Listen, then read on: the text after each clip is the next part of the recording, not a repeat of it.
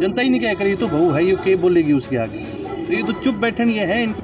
जनता ही नहीं क्या करी, तो बहू है, ये क्या बोलेगी उसके आगे? खास करके मेरा ही भाई क्या करता था, 5,000 से बढ़ा देंगे, 5100 कर देंगे, ठीक है।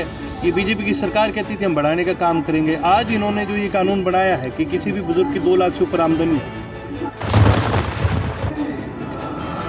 सरकार कोई लड़ाई लड़ रही है क्या? तो पूछ लो एक बार कृषि मंत्री से कि 1 कदम पीछे हटना, 2 कदम आगे कूदना, ये क्या है?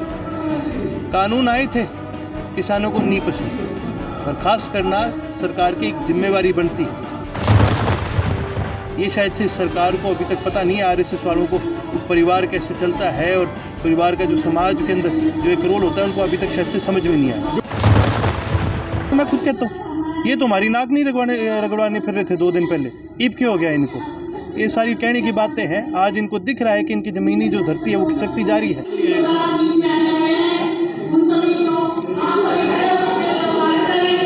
इनेलो नेता अर्जुन चौटाला आज करनाल में पहुंच चुके हैं। कार्यकर्ताओं की बैठक यहां पर वो लेने वाले हैं। अभी बुजुर्गों का पैर छूकर आशीर्वाद ले रहे हैं अर्जुन चौटाला।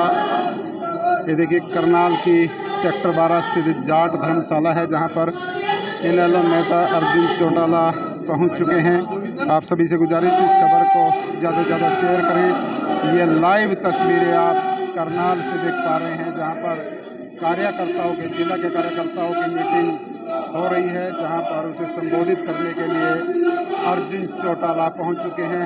पूर्व विधायक श्याम सिंह राणा है, सुरजीत सिंह संधू जिला के अध्यक्ष यशवीर राणा और अन्य जो पदाधिकारी यहाँ पर मौजूद हैं वो उनका स्वागत करते हुए यहाँ पर नजर आ रहे हैं। काफ़ी संख्या में इनेलो के कार्यकर्ता यहाँ पर पहुँचे हुए हैं। आप सभी से गुजारिश इस खबर को आप ज़्यादा से ज़्यादा शेयर करते रहें। ये इनेलो के कार्यकर्ता हैं जो यहाँ पर मौजूद हैं। जिला कार्यकर्ता मीटिंग आज करनाल की जाट धर्मशाला में हो रही है, जहाँ पर अर्जुन चौटाला जो इनेलो के युवा नेता है वो इस बैठक को संबोधित करने के लिए पहुँचे हुए हैं। इनेलो के पदाधिकारी भी यहाँ पर मौजूद हैं। ये सीधी तस्वीरें आप करनाल से देख पा रहे हैं, जहाँ पर अर्जुन चौटाला जो इनेलो के नेता हैं वो यहाँ पर पहुँचे हुए हैं। आज कार्यकर्ताओं की मीटिंग यहाँ पर लेंगे और वो कार्यकर्ताओं से मिलते हुए नज़र आ रहे हैं। उनसे अभी जानने का प्रयास करेंगे आज का क्या कार्यक्रम है उसके बारे में थोड़ा बताएं। आज हमारे संगठन की मीटिंग है, जितने भी पार्टी के सभी साथी हैं उन सभी के साथ बातचीत है और किस प्रकार संगठन को आगे से और मजबूती पे लेके जाए उसकी हम रूपरेखा बनाने का काम कर रहे हैं। जो कार्यकर्ता इनेलो को छोड़कर जेजेपी या दूसरे दलों में चले गए थे, उनको वापस बुलाने के लिए कोई कार्यक्रम? आओ अंदर बतेरे दिखा दूंगा आपको, आलिए वापस जी। बहुत सारे हमारे कार्यकर्ता साथी हैं वो वापस आ रहे हैं। अब तो सिर्फ जाकर उनको एक बार बात करने की, एक बार उनसे मिलने की देरी है। बाकी जितने भी पुराने कार्यकर्ता हैं वो तो सब आज के दिन पार्टी के अंदर शामिल होने का काम कर रहे हैं। 3 कृषि कानून खत्म हो चुके हैं, लेकिन अभी जो कल जो है कृषि मंत्री का बयान आया कि सरकार सिर्फ 1 कदम पीछे हटी है। भाई सरकार कोई लड़ाई लड़ रही है क्या? तो पूछ लो एक बार कृषि मंत्री से कि 1 कदम पीछे हटना, 2 कदम आगे कूदना, ये क्या है?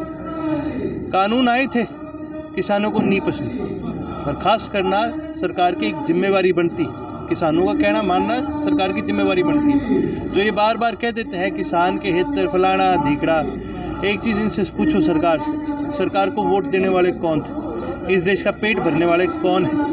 अपनी कमाई में से टैक्स भर भर के इस देश को चलाने वाले कौन है? इस देश के आम नागरिक ही हैं। और जब उन्होंने कह दिया कि भाई हमें नहीं चाहिए, तो ये भाई सरकार का क्या कि छोटे बच्चे हैं जो जिद लगा रखी है इन्होंने, तो ये तो साफ एक चीज़ जाहिर करती है ये सरकार ने कोई जनता के हित में नहीं करी। ये तो केवल और केवल जो इनका विरोध हो रहा है, जिस प्रकार से सारे उपचुनाव में सरकार को हारना पड़ा और आने वाले समय में जिस प्रकार से यूपी और पंजाब में ये सरकार हारेगी, इस डर के मारे इन्होंने ये कानून वापस करे। बुजुर्गों की पेंशन पर अगली कैंची चलने वाली है, क्या कहेंगे? कैंची चलने के वाली इन्होंने चला दी। आप एक चीज़ ये देखो, आप सबसे बड़ी एक चीज़ देखो कि ये तो कह नहीं करते थे, खास करके मेरा ही भाई क्या करता था, 5,000 से बढ़ा देंगे, 5100 कर देंगे, ठीक है। ये बीजेपी की सरकार कहती थी हम बढ़ाने का काम करेंगे। आज इन्होंने जो ये कानून बनाया है कि किसी भी बुजुर्ग की 2 लाख से ऊपर आमदनी हो, मुख्यमंत्री महोदय का परिवार नहीं है, मैं उनको समझा देता हूँ परिवार कैसे चलता है। कि ज़्यादातर किसान जो हैं या ज़्यादातर जो ग्रामीण इलाकों में लोग रहते हैं वहाँ पर जो परिवार है वो इकट्ठा होता है। यानी एक बुज़ुर्ग है, उनके आगे 4 लड़के हैं, उनके आगे 3-3 लड़के और हैं, तो पूरे परिवार की जो ज़मीन है वो एक बुज़ुर्ग के नाम ही होती है। हमारे भी परिवार की या कोई भी परिवार उठा के लिख दो, ज़्यादातर के अभी तक ज़मीनों का बंटवारा नहीं हुआ। तो एक जाहिर सी बात है कि किसी भी बुज़ुर्ग के नाम पर वो आमदनी आएगी तो वो 2 लाख से ऊपर आएगी, पर इसका मतलब ये नहीं है वो 2 लाख आमदनी उस बुज़ुर्ग के पास जा रही है। इसका मतलब ये है वो 2 लाख की जो आमदनी है पूरे परिवार के अंदर बंट रही है। ये शायद से सरकार को अभी तक पता नहीं है, आरएसएस वालों को परिवार कैसे चलता है और परिवार का जो समाज के अंदर जो एक रोल होता है उनको अभी तक शायद से समझ में नहीं आया। जो गठबंधन के साथी हैं उनका तो परिवार है, वो तो दबाव डाल सकते हैं सरकार के ऊपर। गठबंधन के साथी तो जूनियर पार्टनर है और गठबंधन के साथी ने तो यो लोग जनता ही नहीं कह करी, ये तो बहू है, ये क्या बोलेगी उसके आगे, तो ये तो चुप बैठन ये है, इनको इनका माल से मतलब है। अगर इनको सच्ची में कोई परवाह होती तो जननायक चौधरी देवीलाल का नाम लेते हैं, किसानों के साथ खड़े हुए, बुजुर्गों का नाम लेते हैं, खड़े हुए, कहीं पर इन्होंने प्रोटेस्ट करा, कहीं पर इन्होंने कुछ बोला। गठबंधन के साथियों से कोई उम्मीद नहीं है हमें। HPSC घोटाले पर अभय चौटाला ने कहा था कि जांच करे सरकार, लेकिन सरकार इससे पीछे हट रही। क्यों हट रही है? आप सरकार से पूछो जी भाई। जांच की मांग तो आम जनता, क्या सारे प्रदेश का युवा सभी कर रहे हैं। क्या आप एक चीज़ देखो, 7 साल में 28 से ज़्यादा पेपर लीक हुए और उससे भी ज़्यादा शर्म की बात है कि भी अब तो पैसे साफ पकड़े गए हैं HPSC के और इनके दफ्तरों में, अफसरों के पास पकड़े गए, फिर भी कोई कार्रवाई नहीं कर रही। तो ये तो ये सरकार से पूछने वाली चीज़ है भाई, आप किस चीज़ से डर रहे हो, किस चीज़ का आपको डर है? मुख्यमंत्री साहब से पूछा जाए कि आप अपना नाम, कहीं आपका नाम ना आ जाए, कहीं इस बात से तो नहीं डर रहे? या मुख्यमंत्री के जो राइट हैंड मैन है उनका नाम जो बार बार निकल के आ रहा है, आप उसको बचाने की कोशिश तो नहीं कर रहे? भाई हमें सरकार की, स्टेट की एजेंसियों पे कोई विश्वास नहीं है। हमने तो राज्यपाल से भी मांग करी है, हमें प्रधान, अगर हमें राष्ट्रपति जी भी मौका देंगे तो उनसे भी समय मांग करके उनसे भी हम यही मांग करेंगे कि निष्पक्ष जांच हो, इंडिपेंडेंट इंक्वायरी हो, सिटिंग जज या फिर CBI के थ्रू इसकी पूरी तरह से तहकीकात करी जाए और पूरी तरह से इसकी जाँच करी जाए। पारिवारिक रिश्तों में सर इन फ्यूचर कुछ समझौता हो सकता है आपसे? किस चीज़ से? पारिवारिक रिश्तों में आप? एक परिवार, हमारा परिवार हमारे साथ है, और क्या करना है? जो जिस तरह की आप जो बात कर रहे हो, चौधरी ओम प्रकाश चौटाला जी ने भी बड़े खुलकर कहा, तो मैं खुद कहता हूँ, ये तो हमारी नाक नहीं रगड़वाने फिर रहे थे 2 दिन पहले, ईब क्यों हो गया इनको? ये सारी कहने की बातें हैं। आज इनको दिख रहा है कि इनकी ज़मीनी जो धरती है वो खिसकती जा रही है, तो आज इनको परिवार याद आ गया। लेकिन हमारे लिए पार्टी और प्रदेश ऊपर कोई भी नहीं है, कोई परिवार जरूरी नहीं है। कल को मैं भी अगर उल्टे काम पे आ जाऊँ तो ये पार्टी मेरी पार्टी नहीं है, ये पार्टी मेरे को भी निकाल देगी बाहर। यूपी पंजाब चुनाव सर नजदीक है, लेकर क्या कहेंगे? इसको लेकर के मैं आपकी तरह ही हूँ, वेट एंड वॉच। ये कार्यकर्ता हैं, इनेलो के बहुत पुराने कार्यकर्ता हैं, उनके साथ सेल्फी खिंचवाते हुए अर्जुन चौटाला।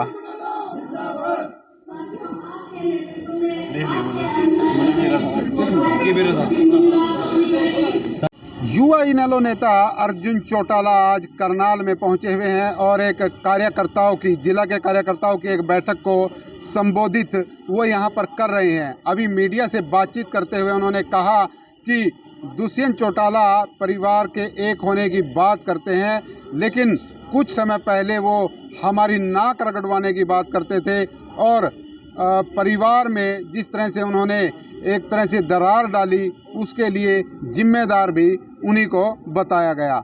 आप सभी से गुजारिश, इस खबर को आप ज़्यादा से ज़्यादा शेयर करते रहे। मैं विश्वास राणा अपने सहयोगी सावन के साथ करनाल।